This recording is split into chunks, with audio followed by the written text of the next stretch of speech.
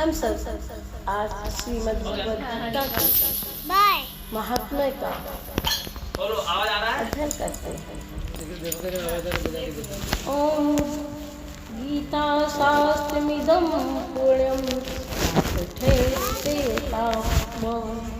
विष्णु पद्मावक्रोध शोकादिवर्जिता गीता धनशीलस्य प्राणायाम परस्परश्चा शान्तिः पापान् पूर्वजन्म कृतानि च मलिनमोचनं पुंसां जलस्नानं दिने दिने सकृदाभ्रसां स्नानं संसारमलिनाशनं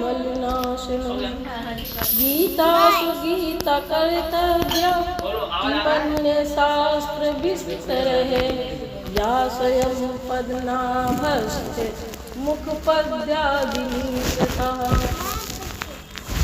भारते अमृत सर्वस्वं विष्णुवर्तितानि शतं गीता गंगोदकं पीत्वा पुनर्जन्म न बुध्यते सर्वोपनिषदो गावो दोग्धा गोपालनन्दनः पार्थो वत्सा सुधीर्भोक्ता दुग्धं गीतामृतं महत् एकं शास्त्रं योगी पुत्र गीत में को देवो देवी पुत्रयों एको मंत्रिस्तस्य नमानि यानि कर्माप्यकं तस् देवस्य सेवा। गीता का महत्व कहते हैं श्रीमद् भगवद गीता का महात्म्य वाणी के द्वारा वर्णन करने के किसी की भी सामर्थ्य नहीं, क्योंकि ये एक परम रहस्यमय ग्रंथ है। इसमें संपूर्ण वेदों का सार संग्रह किया गया है। इसकी संस्कृत इतनी सुंदर और सरल है कि थोड़ा सा अभ्यास करने से भी मनुष्य को सहज ही समझ में आता है, परंतु इसका आशय बहुत गंभीर है। आजीवन निरंतर अभ्यास करते रहने पर भी उस गीता का अंत नहीं आता। प्रतिदिन नए नए भाव, एक एक श्लोक की कोई गिनती नहीं है, इतने भाव उत्पन्न होते रहते हैं जिससे ये सदैव नवीन बना रहता है। हम सब मिलकर एकाग्रचित्त होकर श्रद्धा भक्ति सहित विचार करने से इसके पद पद में परम रहस्य बना हुआ है। आइए, जो मुझे प्रत्यक्ष प्रतीत होता है, भगवान के गुण प्रभाव और मर्म का वर्णन जिस प्रकार गीता शास्त्र में किया गया है वैसा अन्य ग्रंथों में मिलना बहुत मुश्किल है, क्योंकि प्रायः ग्रंथों में कुछ न कुछ सांसारिक विषय मिला होता है। भगवान ने श्रीमद् भगवद गीता में स्वयं ही अपने शब्दों में, अपने वाक्यों में कहा है, जिससे एक भी शब्द सदुपदेश में खाली नहीं है। श्री वेद व्यास जी के महाभारत में गीता का वर्णन करके के बाद कहा है, गीता सुगीता कर्तव्या मन्ये शास्त्र विस्तरे या स्वयं पद्मनाभस्य मुखपद्यादिनिसतः। गीता सुगीता करने अर्थात श्री गीता जी को कई प्रकार पढ़कर भाव सहित अर्थ अपने अंतःकरण में धारण कर लेना ही मुख्य कर्तव्य है, जो कि स्वयं पद्मनाभ भगवान श्री विष्णु के मुखारविंद से निकली हुई है। भगवान कहते हैं, यदि इस गीता के महात्म्य को मनुष्य समझ ले, अगर गीता का एक अध्याय नहीं, आधा अध्याय, एक श्लोक का ये 24 श्लोक भी रोज मनुष्य अध्ययन करे तो उसका जीवन सफल हो जाता है। उसका योगक्षेम भगवान स्वयं अपने ऊपर लेते हैं। जो भगवान की शरण में आता है, अपना सब कुछ समर्पण करके और उस एक या आधे चौथाई श्लोक का अध्ययन करता है, उस भक्त का भगवान स्वयं ही अपने ऊपर उसका योगक्षेम लेते हैं। आइए हम सब गीता के द्वितीय अध्याय का अध्ययन करते हैं। आज हम सांख्य योग में नामक अध्याय द्वितीय अध्याय में प्रवेश कर रहे हैं, जिसमें अर्जुन की कायरता के विषय में श्री कृष्ण अर्जुन का संवाद है। स्वयं श्री कृष्ण ने अर्जुन को समझाया। आइए हम सब अध्याय 2 संख्या 1 से 10 तक के अर्थ की हिंदी में अनुवाद करते हैं। हरि ओम तत्सत्, हरि ओम तत्सत्, हरि ओम तत्सत्।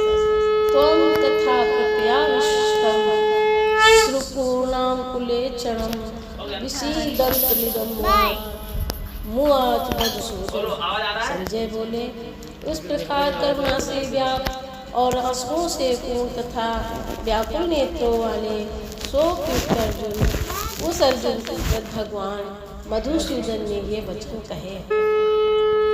श्री भगवान वाच, कुतिस्त्वां कस्मलाभिदं विस्मय समुपस्थितम् अनाजुष्टमस्सु वर्गं कीर्तक अर्जुनम। श्री भगवान बोले, हे अर्जुन, तुझे इस समय में ये मोटी खेत से प्राप्त हुआ है, क्योंकि ना तो ये श्रेष्ठ पुरुषों के द्वारा आश्रित है, न स्वर्ग को देने वाला है और न कीर्ति को करने वाला है। भगवान अर्जुन से कहते हैं कि इस ऐसे समय में कहाँ से प्राप्त हो गया है।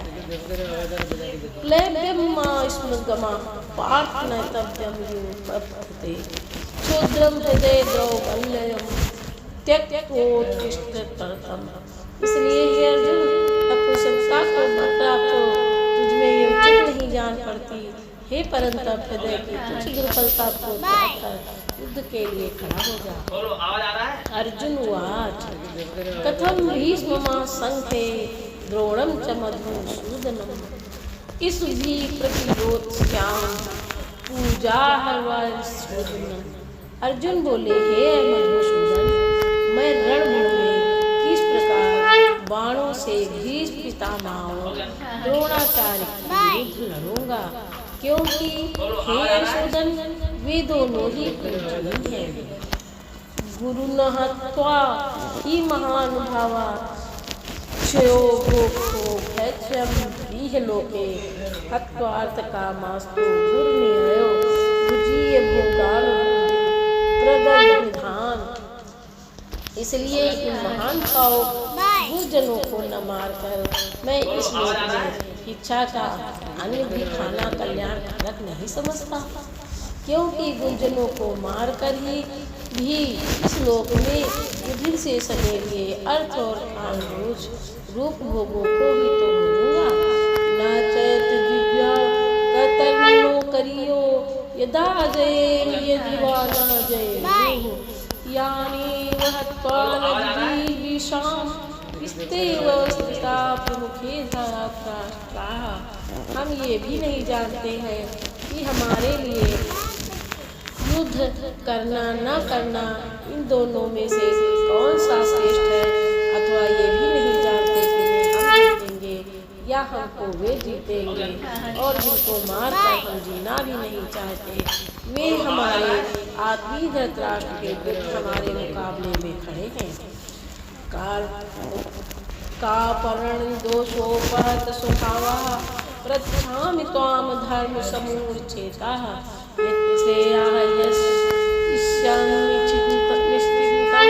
ब्रूहि तस्मै शिष्यस्तेऽहं साधुनां त्वां प्रपन्नम्। इसलिए कायरता रूप दोष से उपहत हुए स्वभाव वाला तथा धर्म के विषय में वही चित हुआ मैं आपसे पूछता हूँ कि जो साधन निश्चित कल्याणकारक हो वो मेरे लिए कहिए, क्योंकि मैं आपका शिष्य हूँ। इसलिए आपकी शरण हुए मुझको शिक्षा दीजिए, क्योंकि भूमि में निष्कंटक धन धान संपन्न राज को और देवताओं के स्वामी पने को प्राप्त होकर भी मैं उस उपाय को नहीं देखता हूँ जो मेरी इंद्रियों के सुखाने वाले शोक को दूर कर सके। संजय उवाच।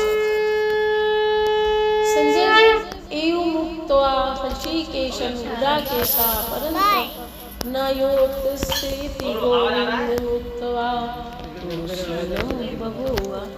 संजय बोले, हे राजन, निद्रा को जीतने वाले अर्जुन अंतर्यामी श्री कृष्ण महाराज के प्रति इस प्रकार कहकर फिर श्री गोविंद भगवान से युद्ध नहीं करूँगा, ये स्पष्ट कहकर चुप हो गए।